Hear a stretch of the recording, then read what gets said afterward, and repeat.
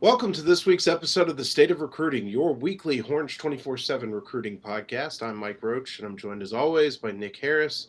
And we are recording today. It is Wednesday. The date is, what is it, the 8th? And Something like that. it means we are a week away from signing day. The early signing period, which has become basically the regular signing period now, next Wednesday, a week from today, and it's also the day state championships start. Always a fun day, but a hectic day in our world. Before we jump into everything that's happening in the world of recruiting, and there is a lot happening, we've got a big show for you. Nick, how's it going? It's going pretty good. Yeah, like you said, it's been kind of a crazy last couple of weeks, especially this week. Excited to dive into it and talk about the headlines. Let's start with the biggest headline. It's unavoidable if you're out there in the college football world. It's unavoidable if you are on our board. And I would like to go a day without putting up a Quinn Ewers update, but it seems impossible. Texas, in pursuit of what I would call the prodigal son of Texas football, five-star quarterback Quinn Ewers. For those of you new to the Quinn Ewers recruitment or this in general, I'll give you a brief history.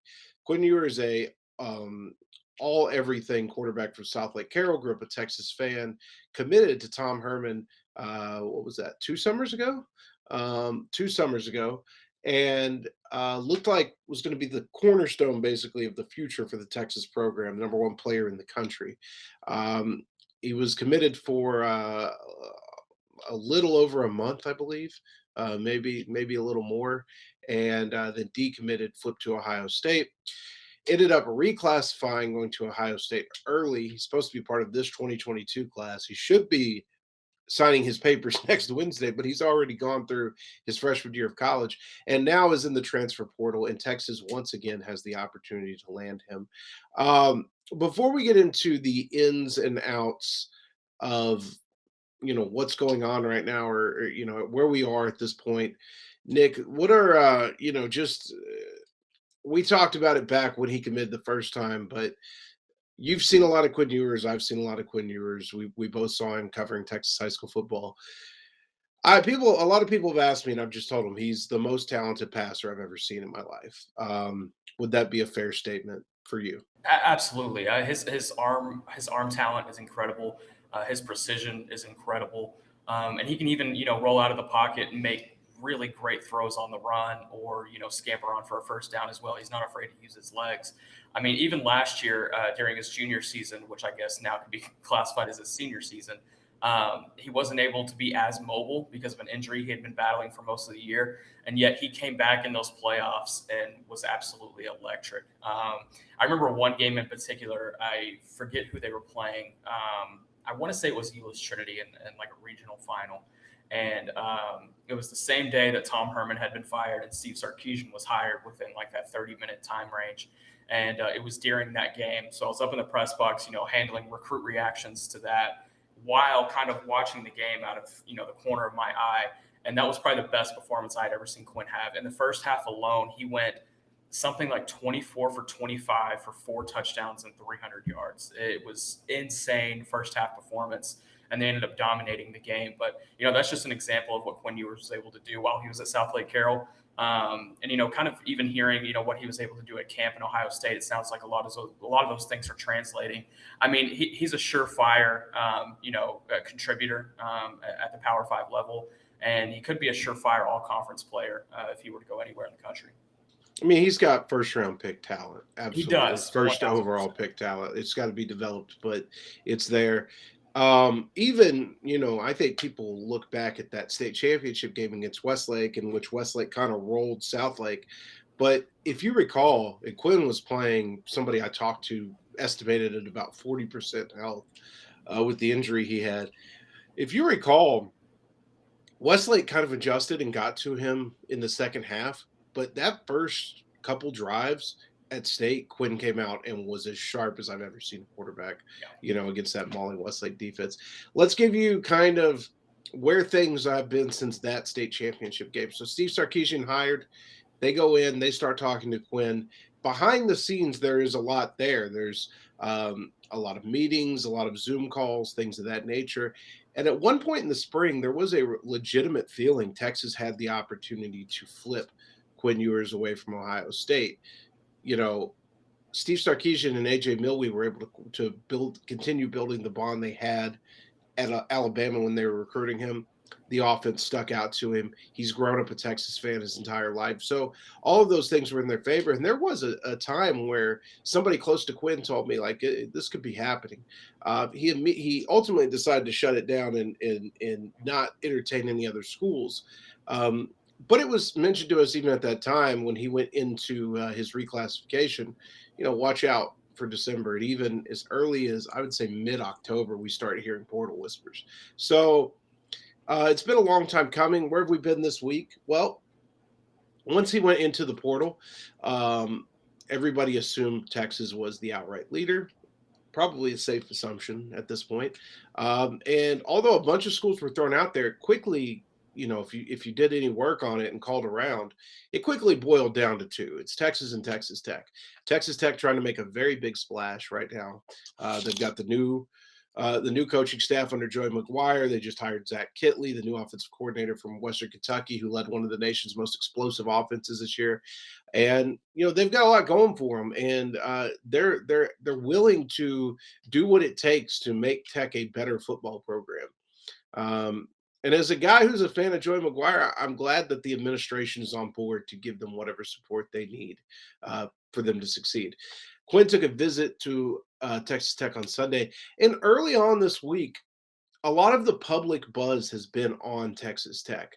Now, here's where I kind of got to yesterday, Tuesday, I got to a point where every time I felt like I had a handle on this, I would hear a different piece of information that would change the entire outlook of the recruitment. And I will say that the family's been very cautious with the way they've leaked information. They've asked schools not to leak information. But I have talked to a couple key sources, places. And what I really came down to and talked to some people last night was, if a school is this vocal in a situation like this, I'm not sure it usually plays out that they win the situation. It's just leaning on my experience covering big stories and things of that nature. I just don't see that happening. It could be unique, it could be different. But everything we've got right now on Wednesday points to Texas for Quinn Ewers. Before we came on to record, we have confirmed a report that that Quinn will visit Texas on Saturday. Texas hosting some other big prospects as well. We'll get to that a little later. But, for me, I think Texas Tech had a lot of buzz early. I think Texas kind of lasting through that and then getting him on campus this Saturday bodes really well for them. And we'll go into this too, but I think if you're Texas, you got to come out of Saturday with a commitment and a little bit of time to operate with Quinn Ewers as your future, so you can sell that on the recruiting trail. Yeah, absolutely. And just kind of talking about this week, him entering the portal on, I believe that was on Friday night. Just kind of since then, as the days go by, Texas Tech is obviously throwing a really nice pitch onto the table. They have quite a bit of NIL power as well that they're, pitching in their own right. Bringing in Zach Kittley, I think that's, another very strong selling point. Bringing the air raid back to Lubbock, just talking about that, whether they get Quinn Ewers or not, that's a lot of fun to think about. But incorporating Quinn Ewers into an offense like that, man, the stats that he could put up under Zach Kittley could be insane.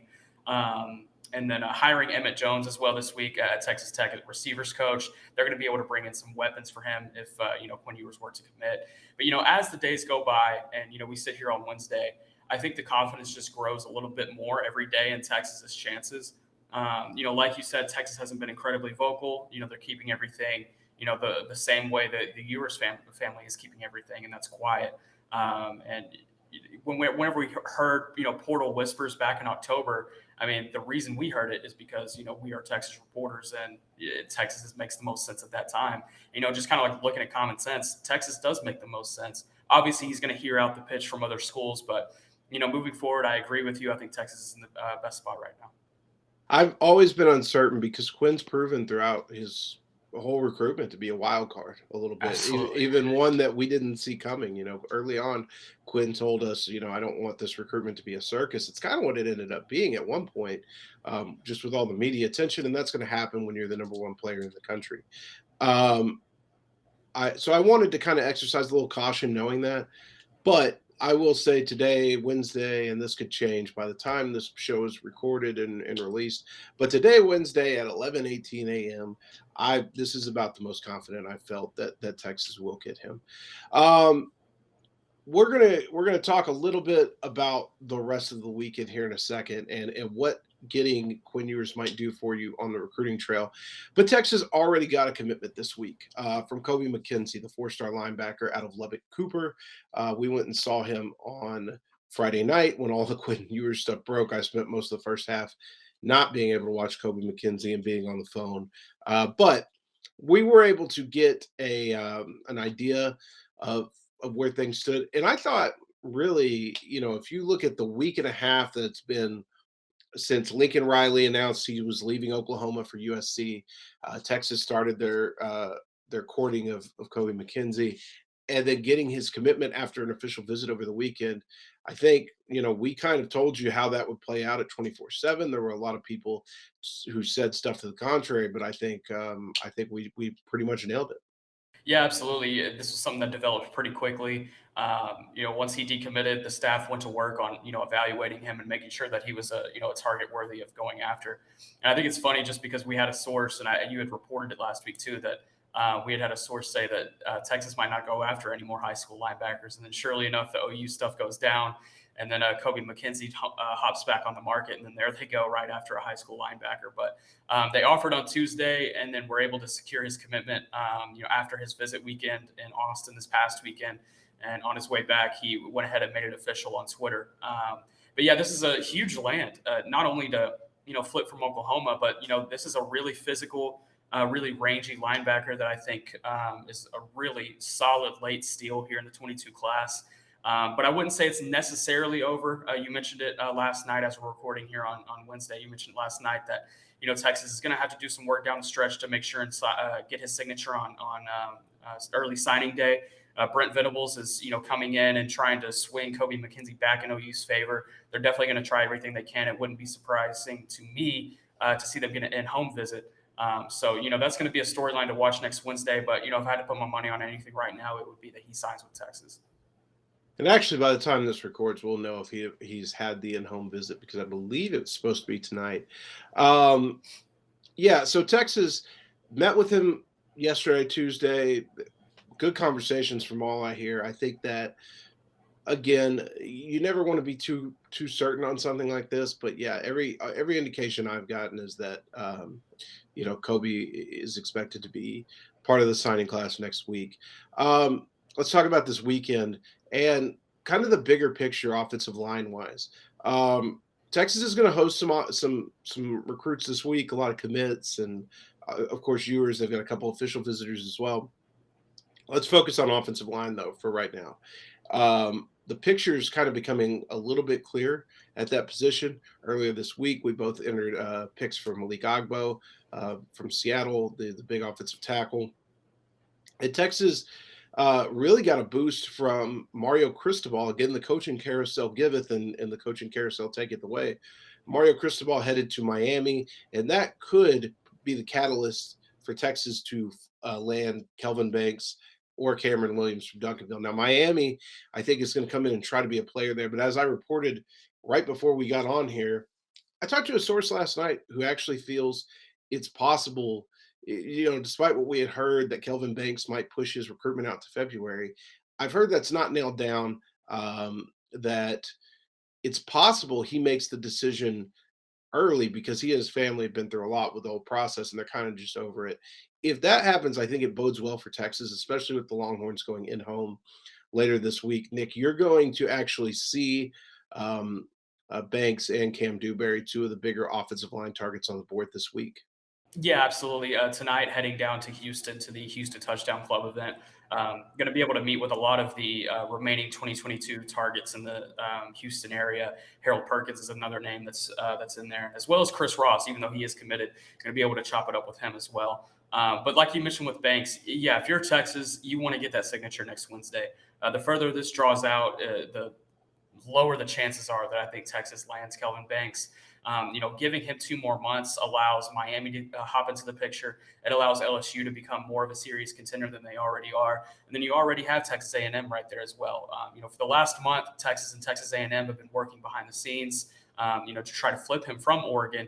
And personally, I feel if Cristobal hadn't have even moved, I feel like he would have made the flip anyway. And we had kind of been hearing that would happen, close to signing day, close to early signing day. If he still has that same mentality, then you would think that he would go ahead and ink on an early signing day here in the next week. But that's something we'll work to nail down here in the next couple of days. I'm sure by the time you're listening to this, hopefully we do have that nailed down. But that's definitely going to be probably the biggest storyline to watch next week is if Kelvin Banks signs, and if he signs, where to. And yeah, so you mentioned, and I would echo that we had heard even without Cristobal leaving, Texas felt good there. This is for me, and I know we've talked a lot about Devon Campbell. I think Devon Campbell's a must. You can't let talent like that get out of the state. But if I had to pick one, Texas needs the tackle frame at this point in time. They've got two guys in the interior that I feel good about, and Connor Robertson and Cole Hudson. Adding Devon Campbell would be sensational there. I think they're obviously going to keep continuing to push there, but Kelvin Banks is the key right now to this class, really doing what it wants to do offensive line wise. So big in homes this week. They will also go see Devon Campbell on Thursday. They'll see Terrence Brooks on Thursday, trying to flip those guys as well. A couple of official visitors coming in this weekend. Savion Red, the former SMU commit from Grand Prairie. Nick, you saw him last night. And then Xavier Bryce from Arlington Seguin, a defensive back. Nick, you talked to a source right before we got on the air here. What's the latest with those two? Yeah, with Savion Red last night, chopped it up with him after a basketball game that he had against Highland Park down in Guy Frazier's stomping grounds in HP. Chopped it up with Savion after the game. He's looking forward to his Texas official visit this weekend. I think Texas is in a really good spot. He's going to make a day trip to SMU on Thursday before heading down to Austin. Kind of talking to him and then talking to some sources, I feel really good about where Texas is at. I went ahead and entered a crystal ball this morning in the favor of Texas with a confident score of 7. He's going to be signing next Wednesday. So this is a decision he's going to probably make this weekend. And, with him being in Austin this weekend, that definitely bodes well for Texas. Texas Tech is trying to come into the picture and trying to at least get, some sort of visit out of him before the dead period goes into effect, which I believe is next Monday, correct? Yes, Monday at 7 a.m. Gotcha. Okay, so I think they're going to try to get something out of him before next Monday, but I think it's a little bit too last minute. I think Texas ends up winning this recruitment down the stretch. With Xavier Bryce, he's going to be pushing his commitment most likely. I would say about 90% likely. He's going to be pushing it to February. He was initially planning on early enrolling at Oklahoma when he was committed to the Sooners, but he's going to take a step back and really evaluate this process for the second time now that the landscape has changed completely for him. So him and his family are going to take their time on this one. They're going to take an official visit to Texas this weekend. This is after an official visit to Texas Tech this past weekend. And it wouldn't surprise me if they make a trip to Norman at some point as well. Brent Venables is definitely going to come into the picture. They haven't talked with Brent Venables yet, but I can imagine that conversation is going to come here pretty soon. And, they're going to want him back in the class. But, as it sits right now, I see those 3 schools being the contenders moving forward. I think it's going to be a Big 12 battle there with the 2 schools expected to go to the SEC. But Big 12 battle nevertheless. I like where Texas sits with he has Savion Red, who is trending Texas's way. If they can land him next Wednesday, that would be huge because they're really close friends. They play on the same 7-on-7 team, and as well on the same 7-on-7 team here in Dallas, you have Jamel Johnson, who's a 2023 DB commit for Texas, as well as a 2023 5-star linebacker Anthony Hill. So if Texas can do well with that little collective here in the Dallas area, then that looks good here for the next couple of classes. And I think it starts with getting Xavier Bryce into the fold as well. Okay, and then finally, we mentioned some visitors this week. Texas will host a lot of uncommitted guys, or I'm sorry, committed guys this week. A large number of their class will be coming in, so they'll be here over the weekend. So we're still putting those names together. We'll have a full list for you over at Horns 24/7 when everything is done. All right, Nick. Let's for all of you who are watching on the YouTube, we're going to stay with you. For if you're listening on the podcast, we're going to take a quick break, and we will come back with our Texas high school football picks. And now we'd like to welcome in the great Guy Frazier from Dave Campbell's, and our good friend who has helped us each and every week with our picks. Guy, we are 2 weeks away from you now no longer being a part of the show, and that's sad to me. Until next year. Until next year. It's been a good playoff run here. We reset our records. Last week we had a record count. Does anybody have that? I think Guy does because he tweeted it out. I did. Nick gave no response. He just ignored it. Exactly. Yeah, here it is. I'm 15-6 after 4 weeks. Mike is 13-8. And no shocker here, falling up in last. Nick's 11-12, aggressively wrong as usual. So, but I will say, caveat: we all did extremely well last week. I think I went 5-0, and then y'all went 4-2 each. So, by far, our strongest record so far this playoff season. All right, well, let's jump into it. It is state semifinal weekend. We've got a big weekend on tap ourselves that we'll talk about here in a second. But hit us with the first game, Guy.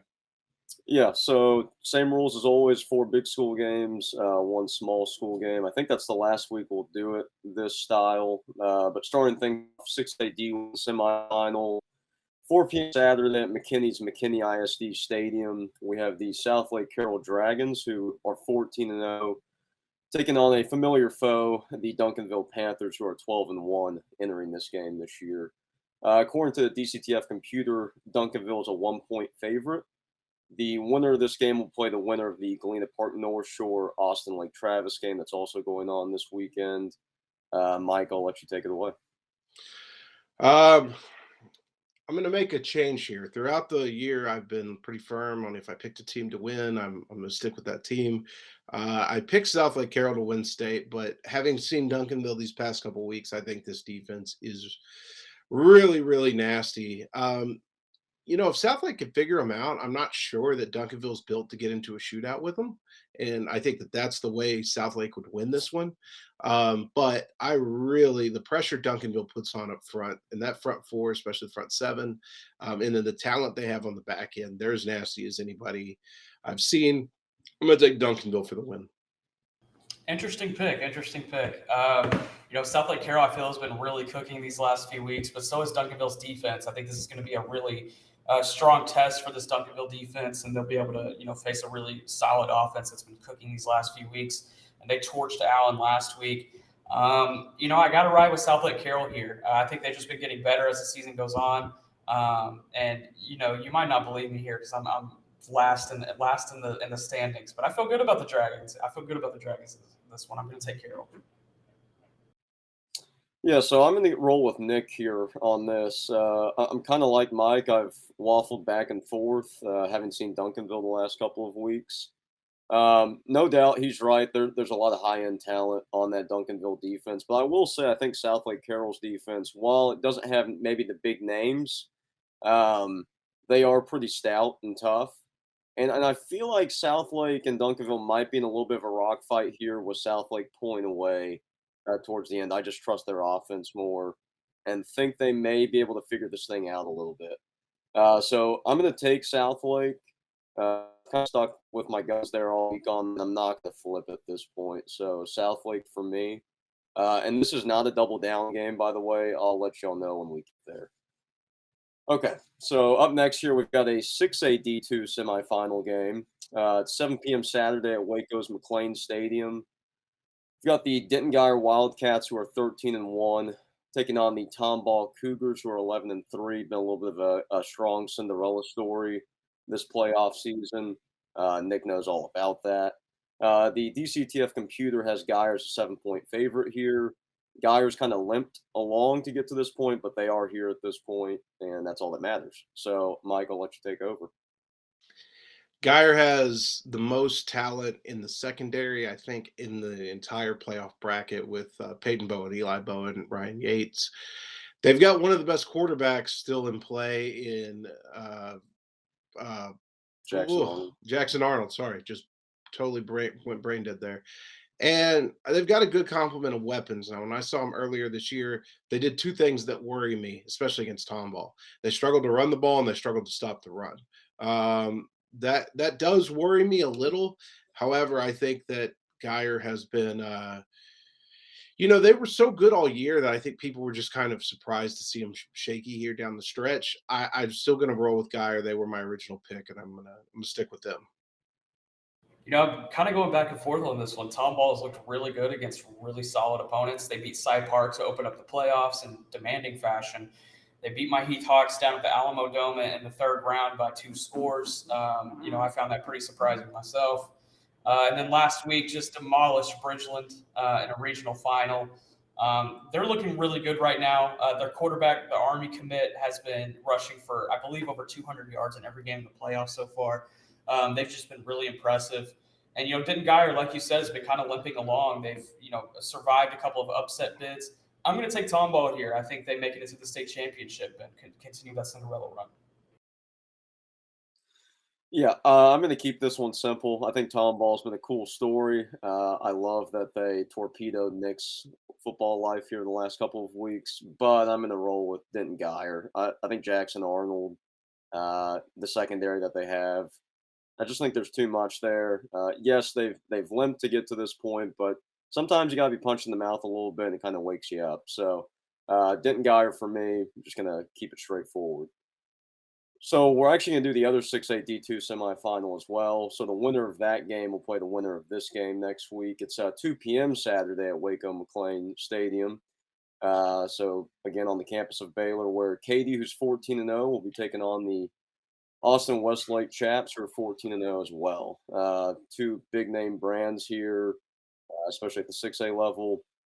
DCTF Computer has this as a Westlake 13-point favorite game. Mike, I'll let you take it from here. I'm gonna have to agree with the DCTF Computer. Last week, Humble Summer Creek almost got Katy. It was a close one, and that was scoreboard watching for me. I told somebody the only thing protecting the world from Austin Westlake is Katy, and that their defenses looked shaky last week. I think Westlake, it's been kind of a team of destiny sort of thing. Not only are they the best team at their classification, in my opinion, but they're also playing in the last year of Todd Dodge for basically, you know, what they're calling their own version of the Last Dance. So um, nothing stops that train, in my opinion. I think it's going to be a tire iron at 2 feet fight.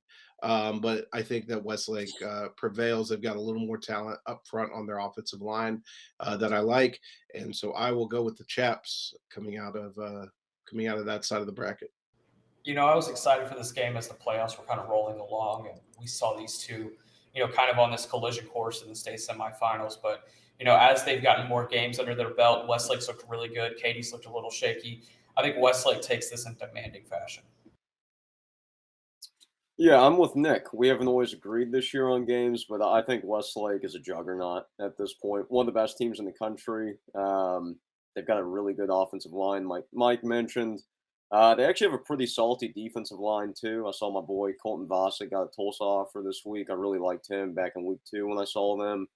And then they've got some playmakers in the skill spots on offense. So Katy's a little bit of a blind spot for me this year. I have not made it down to Houston for a single game this season. I know they're good like they typically are, but last week's result kind of gave me pause a little bit. So I'm going to go with Westlake here, and I think Nick might be on to something. They may win in pretty easy fashion. So that'll move us on to 5AD2. This is our double down game, fellas, so keep that in mind. 5AD2 semifinal, 7:30 p.m. Friday night at Bryans Green Stadium. We've got a rematch from last year's semifinal game, actually. It's the Crosby Cougars, who are 12-2, taking on their familiar foe in the Liberty Hill Panthers, who are 12-2 as well. DCTF Computer has this as a 8-point favorite for Crosby. Something to keep in mind is this was a wild game last year that ended in a 62-61 result. I think Nick and I actually watched some of this game online together. So we may have fireworks again. The winner of this game will play the winner of Lubbock Cooper and Dallas South Oak Cliff next week. Mike, I'll let you take over. I've been on the bad side a couple times this year of Crosby. And so when looking at this, I like the way Liberty Hill's been playing. I would love to support my favorite mascot in the state, Prowler, the number one goat mascot of all time. But I can't pick against Crosby, man. I think that they got a good win over a pretty strong Texas High team last week. Um, Crosby is, I think they're back. I think they're back at state, so I'll pick the Cougars. Are you doubling down, Mike? You know what? Yes. Interesting. I don't know. I don't know what to do here. I think it's kind of a toss-up. So since it's a toss-up and since Mike doubled down on Crosby, I'm going to double down on Liberty Hill. Let's go Panthers. Look at Nick just playing a game of chess here. Always, I got to make up ground somewhere. Yeah. Do we remember last week when Nick came back and changed his pick from Crosby to Texas High, trying to play that game of chess and just got murdered? And then got blasted on Twitter for it. Yeah, just hate to see it. Yeah, so Crosby's been a flamethrower all year on offense. And then they got into a rock fight last week, and they showed they could win that way as well. I don't know if we'll have the same fireworks we had last year where both teams are in the 60s and ends up being a 1-point game. We very well might. But I think Crosby has shown they can win both ways. Liberty Hill's going to throw a little bit of a funky offense at you that you don't see very often, but I think Crosby's going to handle it just fine. We keep hearing that that's a talent bed down there that's kind of untapped, so that's maybe something we can look into this offseason a little bit. But for now, I'm going to roll with Crosby. They did me well last week. I'm going to go with the Cougars. I'm not going to double down. I don't need to. I'm in first, so I'm just going to play it safe, but I'm going to go with Crosby. So no double down for me. Which will move us to our last game and our quote-unquote small school game of the week. Got a 3A D2 semifinal, fellas, 7 p.m. Friday night at beautiful Mesquite Memorial Stadium, where we have the Waskom Wildcats, who are 13-1, taking on the Franklin Lions, who are 14-0. DCTF's computer has Franklin as a 9-point favorite. The winner of this game will play the winner of Lubbock, Roosevelt, and Gunter next week at Jerry World. Mike, let you take over. Man, you guys know I'm a big fan of Waskom ever since seeing them at State 7-on-7. I love their quarterback, I believe Cole Watson, who they call Cole Waskom, down there in Waskom. But I don't think there's been a bigger wagon in the state of Texas this year than Franklin. I'm just going to read. Last week in their regional final, they beat Poth 66-0. Week before that, 60-0. Week before that, 70-6. I mean, they have been on a rampage of terror. Now noted, they don't maybe have as tough a road as others, but they've been as good as any team in the state this year. I think they're a cinch to come back to state. I would love to see either of these teams. Give me Cole Watson at state or give me Franklin in their reign of terror, but I will take Franklin. I'm also going to take Franklin. That electric offense paired with the stingy defense, I think, will be too much. I think they win this one by a couple scores, actually. So give me Franklin. Yeah, I mean, y'all are both right. Both these teams have been rolling to get to this point. In their 4 games in the playoff, Waskom has outscored opponents 194-41, and Franklin's outscored opponents 259-13 through 4 weeks, which is just incredible. Absurd. Mike's reaction is on par there. I think the two-headed monsters in Washington and Malcolm Murphy will get the job done.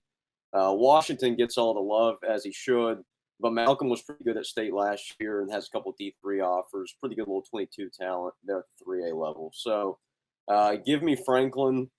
I think it could be a pretty good game, but I think Franklin's kind of a team of destiny. They lost at state by 1 point last year to Canadian, and I kind of feel like they're going to get the job done this year. So give me Franklin this week to get back to Jerry World, and that'll do it for our picks. All right, and I guess next week Nick had an idea. I think I'm not picking 6-man games. No. But Just the I 11 guess man games. we're picking all 11 man games. games next week. And are we going to count that into our final record for the playoffs, or is that going to be on its own? Yes, absolutely. And I recommended having 3 double down games as well. Look at Nick's just trying to position this so he can make some fourth quarter comeback. Y'all agreed to it in the group chat a couple weeks We ago. agreed to it. I got it in writing. Time out. I don't think I double ever downs. agreed. I don't think I ever agreed. I think Guy said it. Yeah. I just said sure, but there's 3 double downs. See, now Nick's trying to position this because now he knows he has to do something like that. These extra little caveats we're adding on. I don't know if I agree to these sides, Nick. You sound scared. You sound like I'm going to make it up and come back and win. He's throwing 4 verticals every play. Yes, he is. Okay. Before we worry about state, we'll sort that out in the next week. It was a big weekend last weekend. Guy, you and I were at every game together, right? Yeah, so I'll just let you cover our games from last week. Okay. And I'll, I'll return the favor. I'll let you preview our games for this week since we're going to 2 this week. Last week, Guy and I on Thursday, we went out and saw Brock and Whitesboro in a game that, frankly, it was in town and we didn't have anything going on. So we said, let's go watch a football game. I spent most of the night riding in the press box, didn't pay a ton of attention, but Brock rolled pretty easily in that one. And Brock is, well, you want to talk about another reign of terror coming to AT&T or headed towards it. Brock certainly fits that. Friday was a big one for us as we went out to Abilene to see Lubbock Cooper and Wichita Falls Rider. We stopped at the world famous Mary's Cafe in Strawn, Texas on the way out there. Got to say, didn't come away super impressed. Maybe we could talk about that a little more in the off season, but the chicken fried steak was good. But there were some other things that I felt were lacking. On the field, we were able to see New Texas commit Kobe McKenzie. We saw Anquan Willis of Wichita Falls Rider, who we both really like coming away with that. Guy, if you want to sprinkle in, I know you've got some other players you liked out of that game. If you want to sprinkle them in here, go ahead. From last week's Friday game? Yeah. Yeah, I'm drawing blanks. The linebacker from Baylor, or that's going to Baylor. Kyler Jordan. Yeah. Kyler Jordan. He played really well. He rallies to the ball with a lot of hustle. And it's just kind of a dude that has a really high motor and takes advantage of that skill. So that was the guy who kind of stood out to me. Obviously, Kobe was in the game too. And then Anquan Willis from Wichita Falls Rider is just a total dude. So yeah, big time. That's just stood out to me. Big time backer. And then Saturday, we Guy and I have been on this Team of Destiny here run with South Oak Cliff. We've been in every one of their playoffs. Coach Todd has threatened us with death if we do not keep showing up at their playoff games. And so we got to see them really take it to a Lovejoy team that preseason and even midseason was everybody's pick to just roll the state. I thought what you saw South Oak Cliff do to them was a pure dismantling. Mm-hmm. Yeah, I mean, they at one point that game was 42-7. So I mean, the final score being 42-21. They got some cheapies at the end when Sock put their young kids in and let them get some experience. So I mean, that game was pretty much over after the first quarter. I think it was 28-0, and I turned the mic, and it's basically like, I think this thing's a wrap. I mean, because Lovejoy was in desperation mode at that point, and Sock just kind of had to put on the, had to keep it rolling, not get too conservative, but they were in good positioning. So. And in the nightcap, we saw Duncanville again take down DeSoto in a game that feels like it's been played on many big stages so many times over the last couple of years, pretty easily. And what you really saw was, despite some fits here where DeSoto hit some big plays, Duncanville's defense is, as I talked about earlier, as good as I've seen it since 2018. Yeah, and let me add also one thing. Kevin Jennings from Sock has just continued to roll. And he picked up a Sam Houston offer this week. He's starting to hear from some other schools as well. Missouri State was in the building to watch him. I know they're holding on for dear life there, but he is really earning everything he should have gotten a while ago, and now it's finally coming his way. So good for Kevin. as far as the nightcap, uh, Duncanville was always kind of just a step ahead in that game, and the better team. It looked kind of similar to the game we saw together over at the store this year. So, yeah, I mean, Duncanville's in a really good spot heading into this week, and they showed good returns a week ago. So, All right, Guy, what do we have? Well, you could tell them what you and I have on tap. I'm not going out anywhere Saturday, so go ahead and elaborate on that as well. okay. So Thursday, Mike and I are going to go to Weatherford, Kangaroo Stadium to watch Marlin and Holly. Marlin's a program that we've all been in touch with.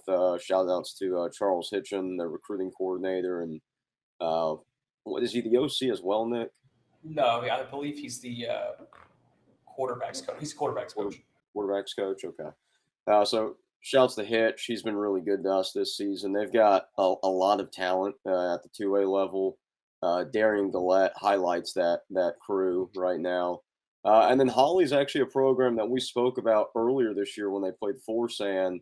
One of the better defenses in the state, pound for pound, relatively speaking, for who they play. So I think that's going to be a really good game. A lot of good talent on that field on Thursday night. Not just top tier talent like the guys that y'all look at, but also guys that I like to take a gander at as well. Small school Mike coming in. Yeah, small school Mike coming in, showing some love. So, and then Friday night, as Mike kind of previously mentioned, we have a blood oath with the SOC staff. So we'll be heading west again, chewing up a lot of pavement on I-20 West this weekend, as we'll be going not to Abilene Christian this week, but instead Shotwell right across town for South Oak Cliff, Lubbock, Cooper. So, two teams we saw last week, we'll see them again this week, duke it out for a spot at Jerry World. So looking forward to that. And then Saturday, I guess Mike isn't joining me now, but it sounds like he might be. Chapel Hill is taking on a really good Austin LBJ squad at the Star. Two of the best teams in 4A D1. Chapel Hill kind of had a little bit of a sputter there in district play, but they've smoothed things back out. Really looking forward to seeing Demetrius Brisbane and Ricky Stewart, two 2025 guys that headline Chapel Hill. Really excited for Nick to see those two. And shout outs to Demetrius, who's actually filled in at quarterback the back half of the year and done a great job. So he's probably a safety at the next level, but he's an athlete at the 4A level right now. And then LBJ, I can't think of his name, but I'm really looking forward to seeing Cedric. Is it Alexander? Alexander, yeah. Yeah, that's a guy that a buddy of ours down the Austin level has been putting me on for about a little over a year now. And so now I'll finally get to see him in person. A small, compact built running back, but a dude that has some wheels and that can flat out go, and has had really productive numbers the last 2 seasons. And I know they have several other guys I'll let Nick touch on as well if you want. So that's our schedule this weekend. Looking forward to it. And I will say before Nick jumps in here, 2 things. I'm still figuring out what our schedule is going to be next week for recording, because we've got to mix in signing day and state championships and all of those things.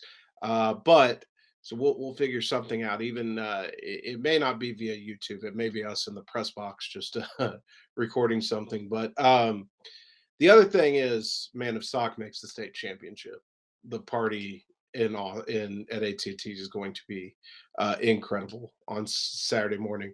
All right, Nick, go ahead. Let's see. Last week on Thursday, I made the trip down to Victoria, Texas, which, as I figured out on the way down to Victoria, is the southernmost game that I've ever covered. Not only in Texas, but just everywhere in the world. But anyway, went down to Victoria, check out Shiner and Refugio. Probably the most awesome environment that I've seen in the last probably 3 years. It was an awesome environment at Victoria's Memorial Stadium. It's about 11,000 capacity, and they filled it completely up, and then kind of made it into a bowl. They have hills around the stadium, and there were people all along the hills.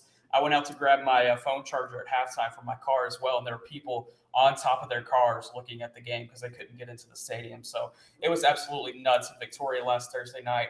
But I was there to see Dalton Brooks mainly, and his brother Doug Brooks, the 2022.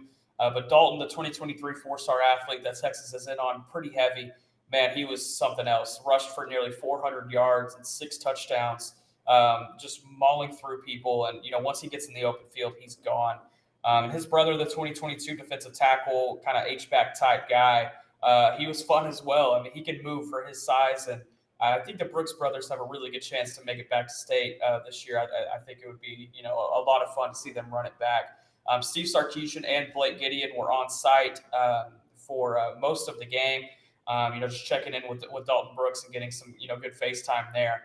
And then on Friday, went down to Houston to see Katy Pato and Fort Bend Hightower. Katy Pato is a team I've been wanting to see pretty much all season. I know they have a ton of guys that are under-recruited, and I was able to find those guys. 2023 linebacker Alex Kilgore. That's a name definitely to keep definitely keep an eye on moving forward. Jeff Banks and Jeff Choate have both been in heavy contact there. And CJ Johnson is a 2023 safety for Katy Pato that I really like as well. Really long, great length, great range there in the defensive secondary. I could see him tearing up the camp circuit once again this offseason and picking up some big offers. And on the other side for Fort Bend Hightower, Caleb Douglas, the wide receiver, the 2022, recently decommitted from USC. He's somebody that Texas has been in contact with quite a bit, but they have not offered yet. Not sure if an offer is going to come there, but I think if an offer were to come, I think Texas would be in a good spot. Let's see, on Saturday, I joined the boys for the games at the Star, South Oak Cliff and Lovejoy, and then, DeSoto and Duncanville. Those have been talked about. But this upcoming week, on Thursday, I'm going to go check out Shiner once again. They're going to be taking on Timpson and Tomball. Timpson, I'm excited to see Terry Bussey, the 2024 athlete for Timpson. They have a couple of other really great athletes as well. East Texas powerhouse is starting to become out there in Timpson and 2AD1. So really excited to see how they match up with Shiner, and excited to see the encore performance possibly from Dalton Brooks. And then on Friday, I am heading down to McLean Stadium in Waco. I'm going to be on Texan Live calling College Station and Mansfield Summit. You can catch me and Texan Live's Gavin Moritz on the call for that one. Really excited for that one. I think I'm excited to see College Station in person for the first time this season. I know they have a ton of talent, and I'm specifically excited to see their 2023 running back, Marquise Collins, I believe is his name. I'm excited to see what he can bring to the table. And then on Saturday, I'm joining Guy at Austin LBJ and Chapel Hill. For those of you that don't know, I got a ton of family from Chapel Hill. I rep the Bulldogs pretty hard. They like to nod their head, shake their head because I support the family. I went to elementary school in Chapel Hill, guys. I don't shake my head because you support the family. I shake my head because you support about 293 schools. Well, I also went to 293 schools growing up, so I'm going to claim them all. You did. Chapel Hill is one of them, and let's go Bulldogs. Let's pull the upset on Saturday. So I might, if you see me cheering in the press box, don't hate on me. All right, that's going to do it. Anything else you boys want to add before we get out of here today? Yeah, I'm surprised nobody mentioned the cutoffs here with Highland Park going up to 6A. But I would like to say we're going to be just fine. We went 20-4, back in 14-15. So I know Nick likes to just foam at the mouth, but I hope he looks forward to taking 2 L's next year in district play. Yeah, so talking to Matt Stepp and looking at his projections that he released on Dave Campbell's Texas Football, the potential district with Highland Park in 6A would be Highland Park, Rockwall Heath, North Forney, Tyler Legacy, Royce City, Mesquite, and Mesquite Horn. So there's a whole lot of Nick in there. Man, oh man, there's a lot of Nick. That'd be a lot of fun. That means like 5 weeks of the season, you're going to be going up against a Nick school. Yeah, I might start claiming Royce City. Y'all watch out. But I am excited to see Royce City, play these Rockwall schools again. That was something that was really fun during my high school times. Being able to get them back in the same district and then just throwing in Highland Park and North Forney as well. Sign me up. Let's go. I hope this happens. All right. Well, we're going to go ahead and get out of here. We hope you guys enjoyed the show. We appreciate everybody for listening, for playing along. Thank you to Guy for joining us. Thank you for Taylor Estes for making us sound good and look good. For Nick Harris, I'm Mike Roach, and we will see you guys next week.